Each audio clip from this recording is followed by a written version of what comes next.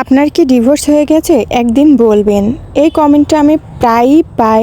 তো ভাবলাম আপনাদের সঙ্গে শেয়ার করি। আপনার ভাইয়ের সঙ্গে যখনই আমার ঝগড়া হয়, তখনই আমি বলি যে, "আমি তোমাকে ডিভোর্স দিয়ে দেবো। তোমার সঙ্গে আমি সংসার করতে চাই না।" শুধুমাত্র যে আমি বলি সেটা না, আমার মতো প্রত্যেকটা মেয়েই হয়তো এটা মুখের অস্ত্র বলে থাকে। তো আমি যেহেতু বাবার বাড়িতে আসছি প্রায় 2 মাস হলো, আর আমি রেগুলার ভিডিও দিয়ে থাকি। আপনারা সেক্ষেত্রে আমাকে প্রতিদিনই প্রায় 5 থেকে 10টা এরকম কমেন্ট পাই। আমাকে যেহেতু অনেক ভালোবাসেন, তো সেক্ষেত্রে আমাকে এই প্রশ্নটা করতেই পারেন। আর যেহেতু বাবার বাড়িতে অনেক দিন ধরে আছি, তো ভাবলাম যে আপনাদের সেই কমেন্টের উত্তর দিয়েই দিই।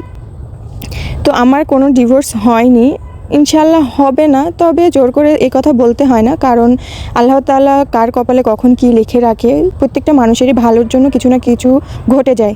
তবে আলহামদুলিল্লাহ আমাদের এরকম কোনো কিছু ঘটেনি, আর ইন ফিউচার ঘটবে না। তো এটা জোর করে বলতে হয় না, সেজন্য আমি জোর করে বলছি না। তবে আলহামদুলিল্লাহ আমাদের কোনো ডিভোর্স হয়নি।